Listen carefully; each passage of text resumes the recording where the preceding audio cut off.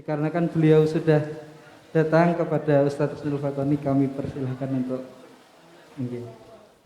Bismillahirrahmanirrahim. Assalamualaikum warahmatullahi wabarakatuh.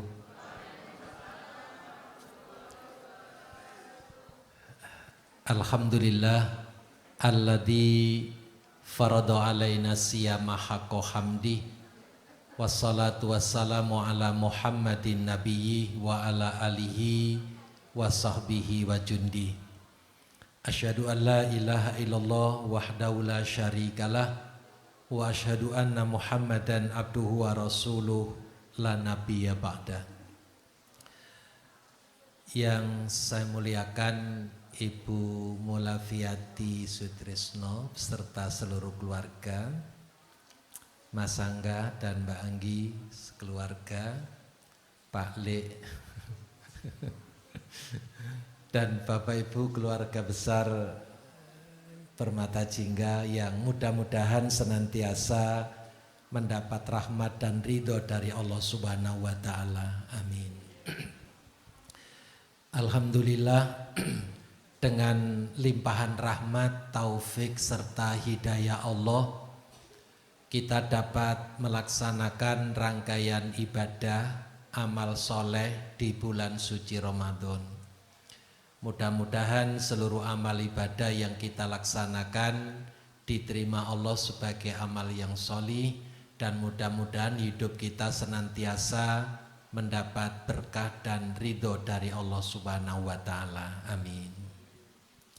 Bapak Ibu yang dimuliakan Allah, saya mohon maaf semaaf-maafnya karena macetnya luar biasa sejak dari Dinoyo sampai puncaknya di depan RSUB banjir sehingga dialihkan rute jalannya. Alhamdulillah akhirnya nyampe di sini. Saya mendapat amanat dari Mas Angga untuk menyampaikan materi tentang sabar dalam menghadapi ujian hidup. Saya tidak menyangka kalau yang hadir sebanyak ini, saya cuma fotokopi 50 lembar. Jadi nanti yang belum dapat difotokopi aja.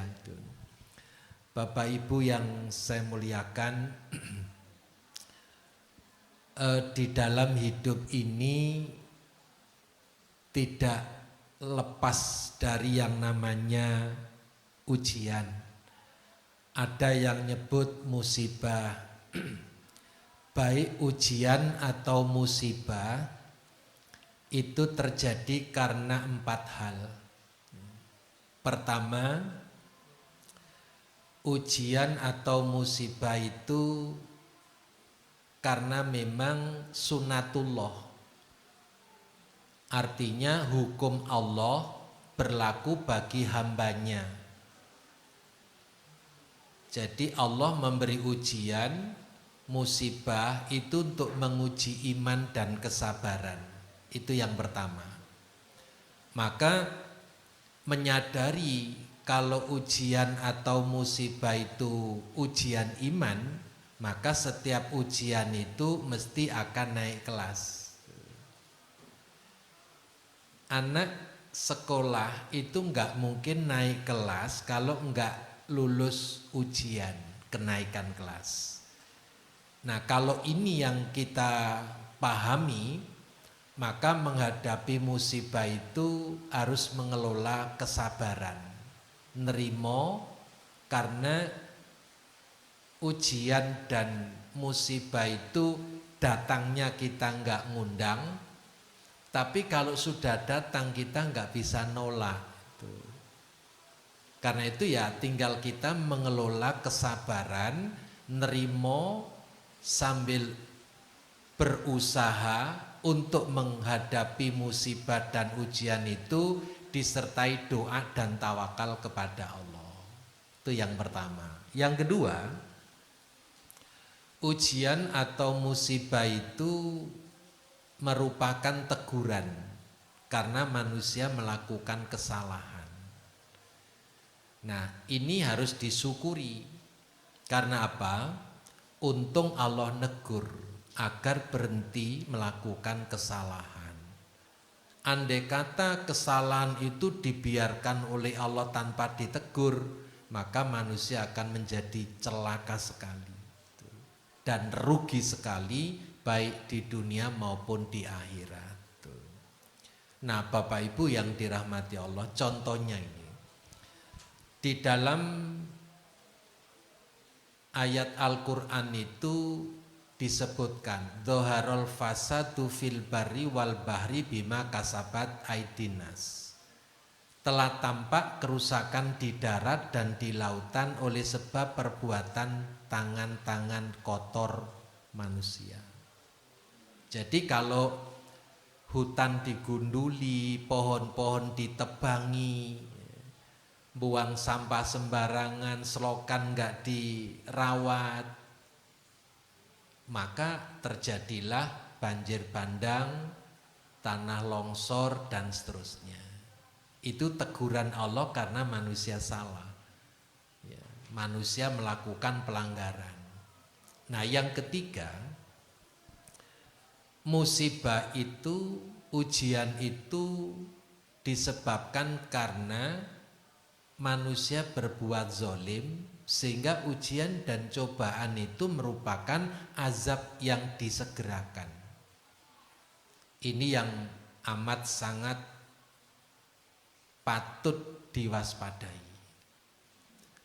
Jadi setiap ada kezoliman, ada penindasan, ada ketidakadilan, Allah menurunkan azab segera. Di dalam hadis yang diriwayatkan oleh Bukhari, Ahmad, Tirmidzi dan An-Nasai, Rasulullah menyatakan begini, isnani yu'ajjiluhumallahu fid dunya al-baghyu wa uququl walidain. Ada dua dosa yang azabnya segera turun di muka bumi ini. Dua perbuatan dosa yang mengundang azab Allah itu, pertama berbuat zolim, dan kedua durhaka kepada kedua orang tua. Dua perbuatan ini sesungguhnya sama-sama zolimnya. Perbuatan zolim ya zolim, durhaka kepada kedua orang tua juga zolim, sama-sama zolimnya. Maka azab segera turun karena manusia berbuat zalim. Nah, azab ini kalau turun bisa menjadi musibah yang bersifat umum. Karena yang menerima azab itu tidak hanya orang yang zalim saja, tetapi orang baik-baik di sekelilingnya itu juga terkena azab oleh sebab segelintir orang yang berbuat zalim. Nah, maka Allah sudah memperingatkan, wattaqu fitnatal la tusibannal ladzina dzalamu minkum khossah. Takutlah kepada suatu azab yang diturunkan Allah tidak hanya menimpa orang-orang yang zalim saja, tapi orang-orang yang baik pun juga terkena. Nah, putri Rasulullah bertanya, kalau begitu di mana keadilan Allah? Kalau Allah mengazab, nurunkan azab oleh sebab orang zalim dan orang zalim terkena azab, pas kan itu, pantas, wajar. Tapi bagaimana keadilan Allah orang yang tidak berbuat zalim tapi kena dampaknya? Rasulullah menjawab, dosa-dosa orang baik-baik itu diambil oleh Allah untuk ditimpakan, dibebankan kepada orang zalim yang menyebabkan turunnya azab itu. Nah, sehingga sangat berbahaya sekali kalau ada kezoliman itu. Kemudian di dalam catatan kaki hadis ini ditegaskan bahwa kezoliman yang paling dimurkai oleh Allah adalah kezoliman seorang suami terhadap istrinya sendiri. Karena itu suami itu jangan gegabah, jangan gampang-gampang berbuat zolim terhadap istri, karena dia itu amanat Allah. Bahkan Rasulullah Shallallahu Alaihi Wasallam menjelang wafat itu yang dipanggil-panggil itu dua, ummati sholli an-nisa, umatku, umatku, jagalah sholat dan jagalah wanita. Siapa wanita itu? Ibu, istri, anak perempuan, ini kaum wanita semua. Karena itu Rasul wasiat pada akhir hayat beliau, umatku, umatku, jagalah sholat dan jagalah wanita, yaitu ibu, istri, dan anak perempuan. Nah, Bapak Ibu, itu yang ketiga. Sekarang yang keempat. Ujian atau musibah itu merupakan qadarullah, ya. Artinya Allah itu menguji kepada manusia. Allah enggak mungkin nguji kepada malaikat. Allah pun juga enggak mungkin nguji kepada binatang, hewan, tumbuhan. Jadi manusia inilah menjadi target, menjadi sasaran ujian. Karena itu 4 macam musibah atau ujian ini proporsional sekali. Jadi kalau direnungi, tidak ada ujian itu yang sia-sia, pasti ada manfaatnya, pasti ada hikmahnya. Nah, seperti di dalam surat Al-Anbiya ayat 35, ayatnya dimulai dari kullu nafsin za'iqatul maut, bahwa setiap yang bernyawa akan merasakan mati. Wa nabluukum bisyarri wal khair, kami akan menguji kamu. Lah, kamu ini manusia, bukan malaikat, bukan binatang. Kami akan menguji kamu dengan keburukan dan kebaikan sebagai cobaan.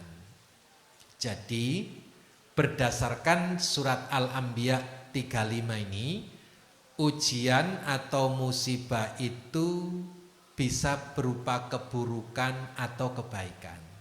Contohnya, sakit itu ya musibah, ujian. Tapi sehat itu juga ujian. Apakah ketika rahmat sehat itu diterima, dia syukur apa kufur? Ketika sakit itu diterima, dia sabar atau putus asa. Jadi dua-duanya selalu bergandengan. Wa ilaina turja'un, dan ujung ayat, dan kami akan kembalikan kamu kepada kami. Jadi Bapak Ibu yang dirahmati Allah, ujung ayat ini justru kuncinya, kunci pemahaman tentang ujian, baik itu kebaikan atau keburukan. Wa ilaina turja'un. Artinya begini, kalau menghadapi ujian keburukan, orang yang sabar ya kembali kepada Allah dengan pahala kesabarannya. Orang yang putus asa ya kembali kepada Allah dengan keputusasaannya. Lah, daripada sama-sama kembali kepada Allah, kan mending kembali dalam keadaan sabar. Demikian pula wa ilaina turja'un, ini menuntun kita di dalam menghadapi musibah, ujian apapun, kita ini harus selalu bersama Allah. Selalu bersama Allah. Kalau orang mendapat musibah, lari dari Allah, jauh dari Allah, Siapa lagi yang lebih mampu menolong dibanding Allah? Tidak ada. Karena itu wa ilaina turja'un, menarik kesadaran orang yang menghadapi ujian atau musibah untuk semakin dekat dengan Allah. Nah, karena itu Bapak Ibu yang dirahmati Allah, hidup ini tidak bisa lepas dengan yang namanya ujian. Nah, kemudian di dalam surat Ali Imran 186 Allah berfirman, kamu sungguh-sungguh akan diuji terhadap hartamu dan dirimu, dan juga kamu benar-benar akan mendengar dari orang-orang yang diberi Alkitab sebelum kamu dan dari orang-orang yang mempersekutukan Allah, gangguan yang banyak yang menyakitkan hati. Jika kamu bersabar dan bertakwa, maka sesungguhnya yang demikian itu termasuk orang-orang yang harus diutamakan. Nah, Bapak Ibu, jelas sekali ayat ini bahwa ujian itu apabila dihadapi dengan sabar dan tawakal, maka keutamaan, kemuliaan akan diberikan Allah kepada kita. Contoh konkret, mulianya seorang nabi dan rasul itu karena berat menghadapi ujian. Semua rasul itu selalu berteman dengan ujian, dengan musibah. Apalagi rasul yang bergelar ulul azmi, itu penderitaannya, ujiannya ndak ukuran manusia biasa. Seperti Nabi Ibrahim itu diuji suruh menyembelih putranya, itu kan ujian yang ndak umum itu. Ya. Tetapi beliau lulus itu. Demikian pula Nabi Ayub dikasih sakit sampai ndak diakui oleh kaumnya sebagai raja, bahkan terusir dari istana. Istrinya yang berjumlah 99 orang itu kabur semua karena tubuhnya ini cacat. Hartanya habis, anaknya meninggal. Nah, namun karena beliau ini sabar dan hanya tawakal kepada Allah, akhirnya Allah memandang, sudah cukup ujianku kepadamu. Akhirnya diberikan wahyu untuk menjejakkan tanah, kakinya ke tanah, tanah itu memancarkan air, kemudian dipakai mandi, kemudian sembuh. Ujian itu tidak ada bandingannya dibanding kita, misalnya udunen itu ya, gigi cekot-cekot gitu ya. Itu tidak seberapa dibanding ujian sakit yang diderita oleh Nabi Ayub alaihissalam. Demikian pula nabi-nabi yang lain. Maka Bapak Ibu, orang biasa yang diberi ujian kemudian sabar dan tawakal kepada Allah, dia akan naik derajatnya setara dengan derajat para nabi yang memiliki kesabaran prima. Dan sekecil apapun kesabaran itu berbuahkan pahala, rahmat dan ampunan. Jadi 3. Kesabaran menghadapi ujian, cobaan itu berbuah pahala, ampunan dan rahmat. Karena itu tidak pernah rugi orang yang memahami ujian, musibah dengan sabar itu. Tidak pernah merugi, akan terus beruntung. Karena itu Rasulullah pernah menyatakan, sungguh menakjubkan perkara orang yang beriman, karena segala urusannya adalah baik baginya. Dan hal yang demikian itu tidak akan terdapat kecuali pada orang-orang yang beriman.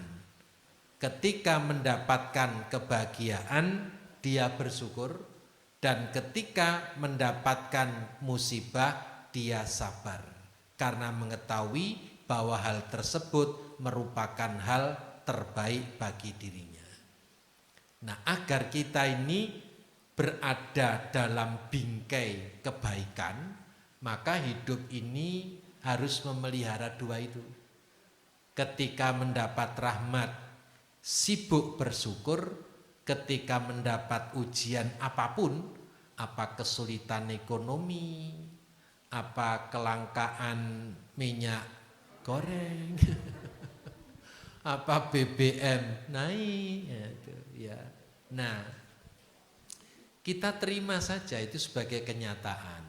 Kalau itu kebijakan yang zalim, biar urusannya pengambil kebijakan dengan Allah Subhanahu wa Ta'ala. Ya. Kalau memang tidak bisa beli bensin 1 liter, ya setengah liter saja gitu. Kalau memang tidak bisa beli minyak karena langka, ya tidak usah digoreng, digodok saja semuanya itu.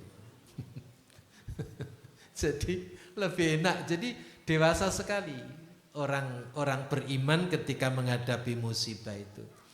Dapat kesulitan, ya sabar, diterima dengan lapang.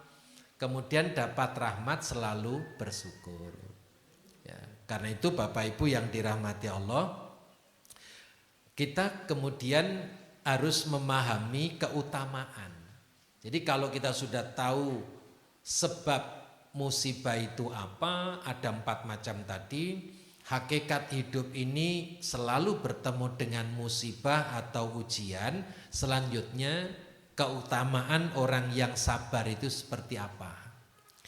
Pertama, orang yang sabar itu memiliki keluasan sabar tanpa batas. Kita perlu revisi. Orang yang mengatakan sabar itu ada batasnya. Dagingku sampai entek kabeh. Atiku digoreng, ditumis. Sabar itu ada batasnya. Sebenarnya sabar itu tidak perlu dibatasi. Itu adalah ungkapan orang yang sedang tidak bisa mengendalikan emosinya. Karena apa? Bertubi-tubi disakiti, dirugikan, sehingga muncul sikap sabar itu ada batasnya. Padahal sesungguhnya berdasarkan sabda Rasulullah SAW, sabar itu tidak ada batasnya. Jadi, tidak ada batasnya. Hadis Nabi mengatakan, wa man tasabbar yusabbirhullahu wa ma u'tiya ahadun ata'an khairan au asa'a minas sabri. Siapa yang sungguh-sungguh berusaha untuk sabar, maka Allah akan mudahkan kesabaran baginya. Berarti apa? Kita ini perlu mengelola kesabaran. Sehingga kita ini sabar itu betul-betul sabar, sehingga apa? Allah memudahkan kita menjadi orang sabar. Kalau sabar hanya sekedar ungkapan lisan, belum melibatkan hati, itu namanya sabarnya setengah hati. Tidak sepenuh hati. Karena itu Rasulullah berjanji, orang yang benar-benar atau sungguh-sungguh berusaha untuk sabar, maka Allah akan memudahkan kesabaran baginya. Dan tidaklah seorang dianugerahi oleh Allah pemberian yang lebih baik dan lebih luas keutamaannya daripada sifat sabar. Jadi sabar itu harus seluas kehidupan kita.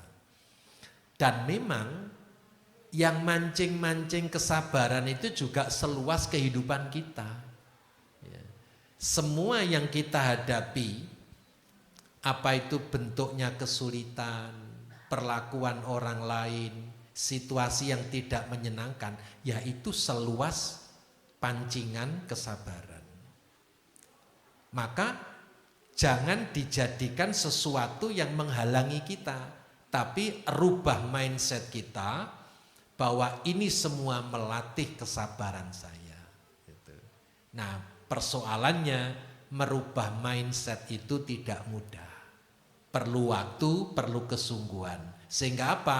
Bersungguh-sungguh berusaha untuk menjadi orang yang sabar. Pasti Allah akan memudahkan kita menjadi orang sabar. Dan Allah Subhanahu wa Ta'ala akan memuliakan. Ini keutamaan sabar yang pertama, bahwa sabar itu tidak perlu ada batas. Karena itu perlu direvisi, sabar itu ada batasnya. Jawab, tidak ada batas. Karena apa? Ujian ya sepanjang hidup, seluas hidup. Maka kalau kita membatasi kesabaran, maka yang muncul adalah putus asa. Yang kedua, sabar itu harus selalu bergandeng dengan syukur, Bapak Ibu. Itu menjadi utama itu. Rasulullah Shallallahu Alaihi Wasallam bersabda, ajaban al amril mu'minin inna amratu kullahu khairun. Sesungguhnya menakjubkan keadaan seorang mukmin, seluruh urusannya itu baik. Ini tidaklah didapat kecuali seorang mukmin. Jika mendapat kesenangan, dia bersyukur, itu baik baginya. Jika mendapat kesusahan, ia bersabar, itu pun baik baginya.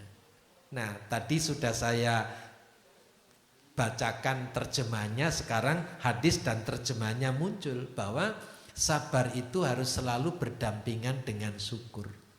Ya. Jadi ketika mendapat rahmat, sibuk bersyukur, ketika diuji oleh Allah, selalu sabar. Ya.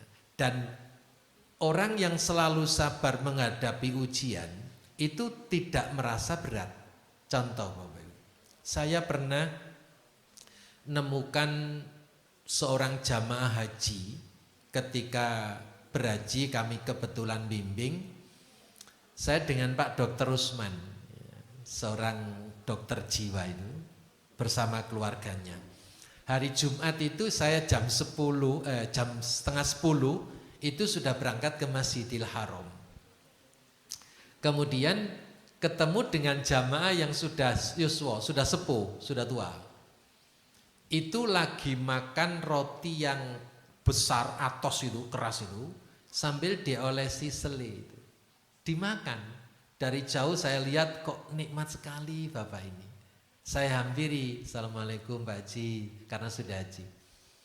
Waalaikumsalam, Mbak Watoni, kok sudah berangkat? Iya, takut gak dapat tempat itu. Nah, Bapak kapan berangkatnya? Sebentar Pak.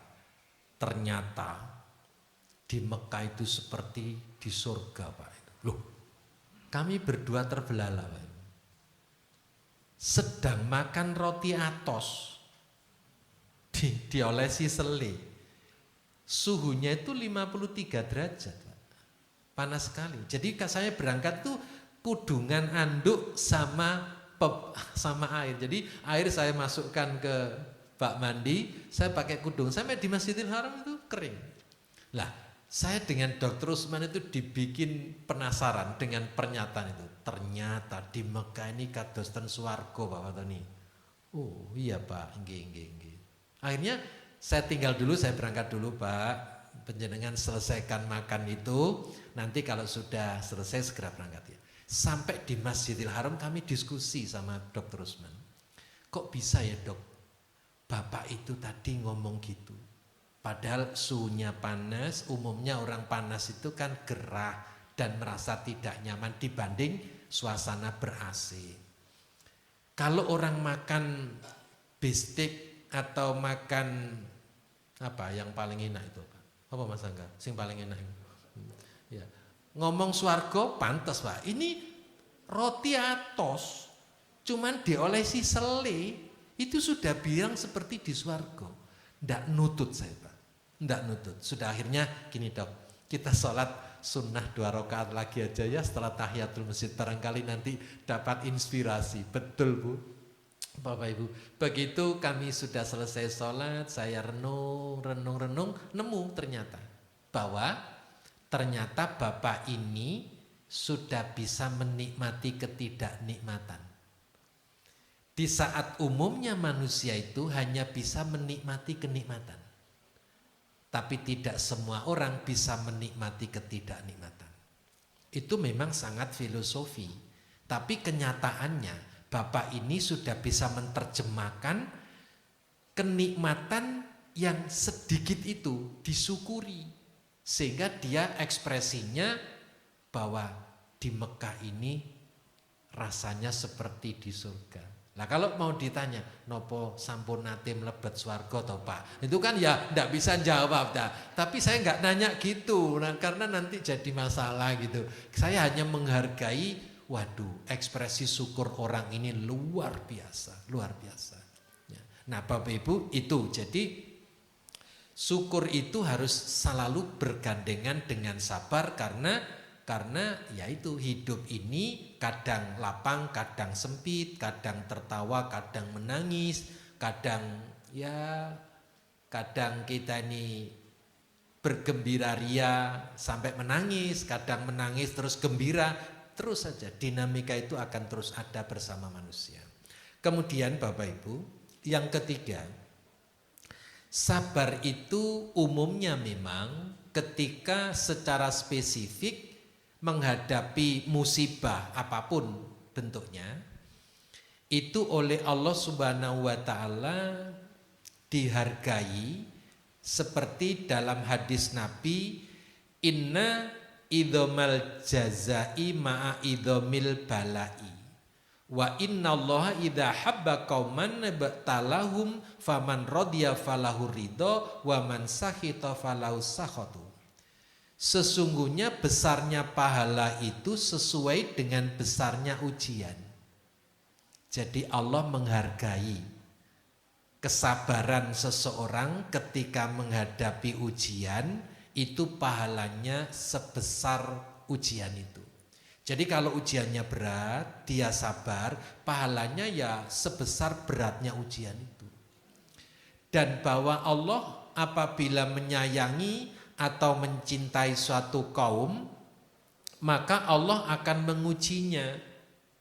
Jadi musibah ujian itu kalau memang untuk meningkatkan iman, itu tanda cintanya Allah kepada hamba.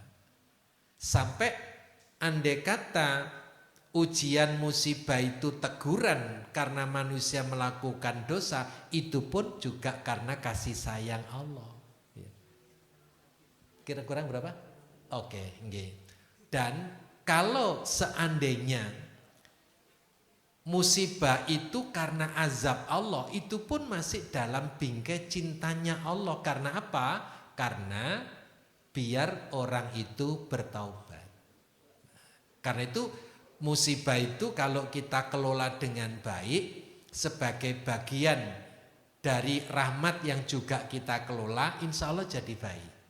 Hanya sayangnya manusia itu hanya siap menerima rahmat, tidak pernah siap menerima musibah. Siap menerima kenikmatan, tidak pernah siap menerima ketidaknikmatan. Itulah wataknya manusia. Dan bagi siapa saja ridho, maka baginya keridhoan Allah. Dan barang siapa yang membencinya, maka baginya kebencian Allah pula. Jadi Bapak Ibu yang dirahmati Allah, itu balasan dari Allah terhadap orang yang sabar menerima ujian. Yang keempat, sabar itu menghapus dosa. Ujian akan selalu bersama dengan orang beriman, laki-laki maupun perempuan, baik pada dalam diri, anak dan hartanya. Sampai dia bertemu dengan Allah dalam keadaan tidak membawa dosa sama sekali. Jadi musibah apapun, apa itu sakit, kesulitan segala macam, itu kalau disabari menjadi kafarot dosa, menjadi penghapus dosa. Sampai janji Rasulullah dalam riwayat Tirmidzi dan Ibnu Hibban, sampai saat menghadap Allah sudah tidak membawa dosa lagi. Karena apa? Dosanya sudah diampuni karena kesabarannya menghadapi ujian itu. Ya. Rasul pernah mengatakan gini, idza ahabballahu abdan, ciri tanda Allah itu mencintai hambanya. Andai kata hamba itu terkena duri, dia sabar, maka pahalanya sebanyak kesabaran itu. Rahmat yang diberikan Allah sebanyak kesabarannya, dan dosa diampuni sebanyak kesabarannya pula. Karena itu selalu positif orang yang sabar ketika menghadapi ujian hidup. Yang kelima, ancaman bagi orang yang tidak sabar. Allah berfirman, siapa yang tidak ridho dengan keputusanku dan tidak sabar atas ujianku, maka hendaklah ia mencari Tuhan selain aku. Dipersilakan oleh Allah, wis ndalek Tuhan sopo terserah gitu. Karena apa? Allah itu menjanjikan segalanya bagi orang yang memiliki kesabaran ketika mendapat ujian dan musibah. Demikian sudah ditolak-toleh sama MC, saya jadi sungkan nanti. Betul-betul, karena memang berbagi waktu ya, saya mohon maaf. Nanti kelengkapannya keterangan saya bisa dibaca di makalah Bapak Ibu. Mudah-mudahan kajian kita menjadi ilmu yang bermanfaat. Dan mudah-mudahan seluruh pengelola Permata Jingga dikaruniai kekuatan lahir dan batin oleh Allah Subhanahu wa Ta'ala, sehingga bisa menunaikan amanat Allah dengan sebaik-baiknya dan mendapat ridho dari Allah Subhanahu wa Ta'ala. Amin. Terima kasih. Assalamualaikum warahmatullahi wabarakatuh. Monggo Pak Ustadz. Dua pertanyaan. Satu dulu mungkin. Baik. Pertanyaan yang pertama, para nabi yang diberikan ujian melebihi umumnya ujian disebut apa? Oh, Masya Allah. Ulul azmi. Ulul azmi, benar. Alhamdulillah. Semoga bermanfaat. Amin. Renang sepuasnya. Selanjutnya untuk ibu-ibu Ustaz. Ya, sekarang giliran ibu-ibu. Sabar dan syukur akan selalu menyertai manusia apabila agak sulit ya. Tidak apa-apa Ustadz. Sulit ya. Insya Allah bisa. Insya Allah. Dilanjutkan dulu pertanyaannya Ustadz. Sabar dan syukur akan menyertai manusia apabila ya.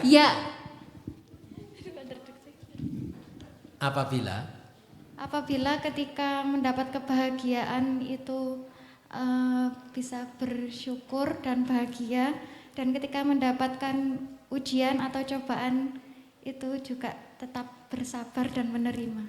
100 Masya Allah. Tabarakallah. Selamat Bu Rifa, ajak-ajak ya kalau ke Clubhouse, saya juga mau. Semoga bermanfaat. Amin. Alhamdulillah. Kemudian kita buka sesi bertanya. Ya, silakan. Ustadz, kami akan buka sesi pertanyaan. Ya. Yang bertanya dapat door prize, luar biasa ya Ustadz ya. Biasa, ya baik. Yang pertama mungkin dari teman-teman SD yang laki-laki, monggo. Assalamualaikum warahmatullahi wabarakatuh. Waalaikumsalam warahmatullahi wabarakatuh. Ini Bapak, saya ingin bertanya tentang apa materi yang sudah disampaikan tadi. Baik. Sebagai kepala keluarga, bagaimana cara kita agar selalu menghadapi cobaan yang begitu yang sering datang ke kita, dan kita selalu ikhlas menerimanya, dan untuk mengontrol emosi itu bagaimana? Iya, baik. Mungkin seperti itu, Bapak. Baik, terima kasih. Pertanyaan bagus sekali. Begini, yang pertama, sudah dapat. Iya Pak, untuk istrinya. Oh iya, langsung panci ya. Langsung panci Pak. Alhamdulillah, luar biasa. Begini, pertama kita harus memahami tujuan kita menikah itu kan untuk sakinah, mawaddah, warohmah. Maka segala situasi yang merusak mawaddah, warohmah, sakinah, mawaddah, warohmah harus selalu diantisipasi jauh sebelum itu terjadi. Itu langkah pertama. Jadi kalau Kalau nanti misalnya ada gangguan, ujian, cobaan yang mengganggu sakinah, mawaddah, warahmah, sudah harus diantisipasi terlebih dahulu. Ya. Dan sadari, namanya rumah tangga itu rumah yang bukan karena banyak tangganya. Gitu. Jadi rumah tangga itu bukannya rumah yang bertangga-tangga, tetapi jenjang kehidupan untuk mematangkan hidup bersama. Pernikahan 1 tahun, 2 tahun sampai 5 tahun itu problemnya berbeda. Dan itu sudah harus disiapkan. Karena apa? Dalam filsafat diungkapkan hidup adalah serentetan problematika yang datang silih berganti. Hidup tanpa problematika berarti mati. Artinya selama kita hidup pasti akan selalu bertemu dengan problematika. Karena itu problematika jadikan sebagai partnership dalam mematangkan kepribadian bersama keluarga. Itu yang kedua. Yang ketiga, lakukan muhasabah. Ketika masalah datang, salah saya apa ya? Jangan-jangan saya ada salah dengan kedua orang tua saya, sehingga saya harus menghadapi ujian keluarga seperti ini. Kalau dengan Allah, kalau dengan orang tua ndak ada, dengan Allah. Atau dibalik, jangan-jangan saya ada kesalahan dengan Allah, kesalahan dengan orang tua, atau kesalahan dengan orang-orang terdekat saya. Kalau itu ditemukan, segeralah bertaubat kepada Allah, minta maaf kepada kedua orang tua, dan bermaafan dengan sesama manusia. Karena persoalan itu akan terus jadi ganjelan dalam hidup itu, apalagi hidup rumah tangga. Gitu, 3 jawaban dari saya. Terima kasih. Alhamdulillah. Terima kasih Ustadz. Sami-sami. Karena hadiahnya masih banyak. Oh ya sudah, teruskan aja. Kita minta butuh kuis untuk lagi, Ustadz memberikan pertanyaan lagi. Oh, ini saya khusus tanya. untuk teman-teman dari GPJ yang laki-laki. J. Pertanyaannya monggo Ustadz. Oh baik. Saya carikan yang materi tadi aja ya. Wah, ada contekannya berarti Pak. Ayo Pak, dibuka. Itu tadi fotokopiannya dari GPJ.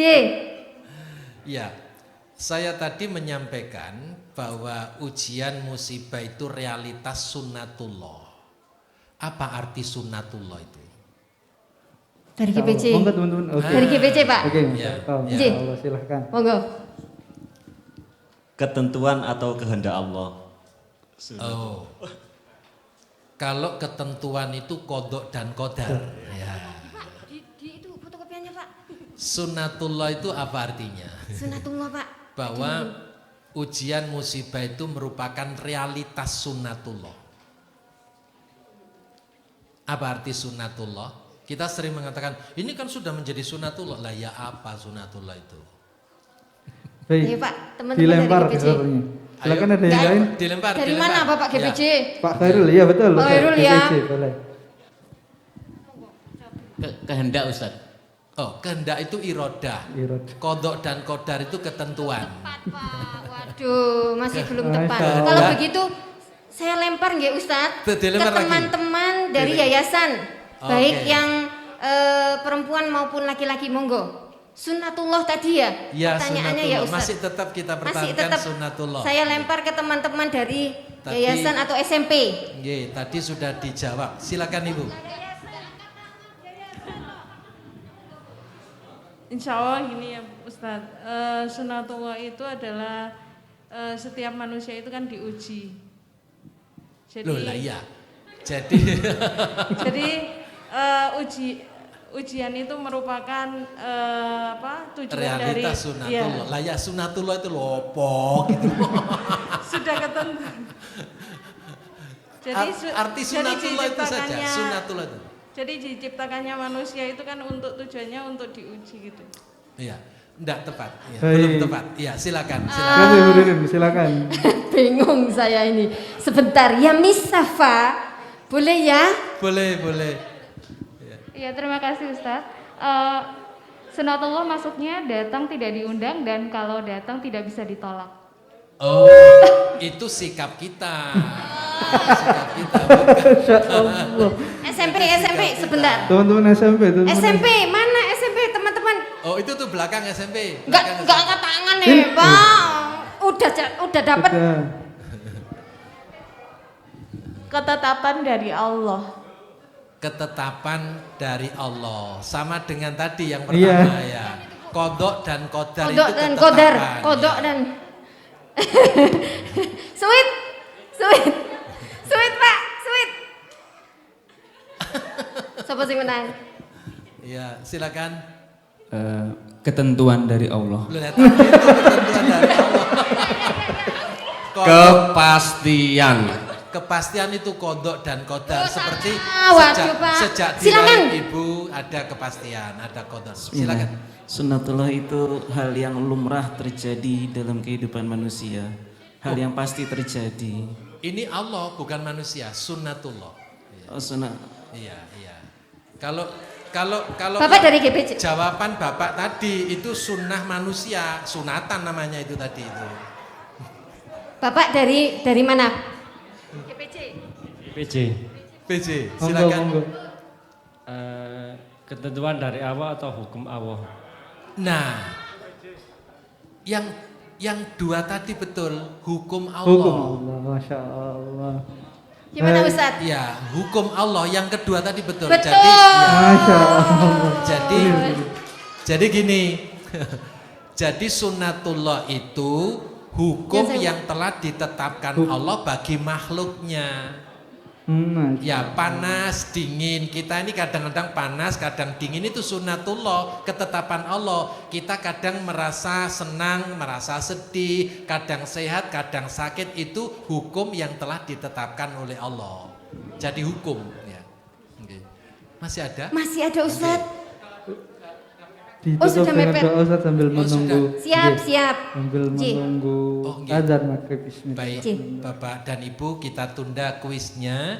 Kita berdoa mudah-mudahan seluruh rangkaian acara yang terselenggara pada sore hari ini mendapat ridho dari Allah Subhanahu wa taala, sehingga berkah Allah melimpah ruah untuk kita semua. Amin. Alhamdulillahirabbil alamin, wassalatu wassalamu ala asrofil anbiya'i wal mursalin nabiyina Muhammadin wa ala alihi wa sahbihi ajmain.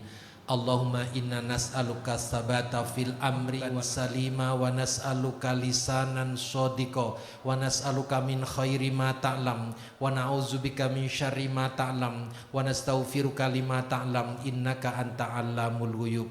Rabbana taqabbal minna siyamana salatana wa qiyamana wa ruku'ana wa sujudana wa sayru amalina ila yaumil qiyamah innaka antas samiul alim wa tub alaina innaka antat tawwabur rahim.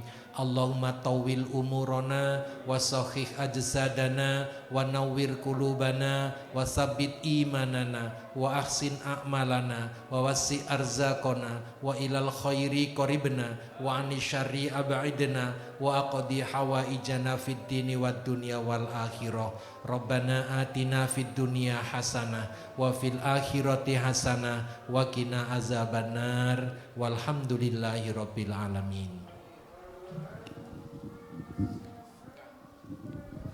Bismillahirrahmanirrahim. Alhamdulillah, amin amin ya rabbal alamin. Sudah terdengar adzan. Jadi silakan Bapak Ibu untuk membatalkan puasanya dengan takjil yang di belakang. Demikian, dengan selesainya acara ini kami ucapkan terima kasih dan mohon maaf. Jazakumullah khairan katsiran. Kemudian kita tutup dengan alhamdulillahirabbil alamin. Kita tutup dengan kafaratul majelis.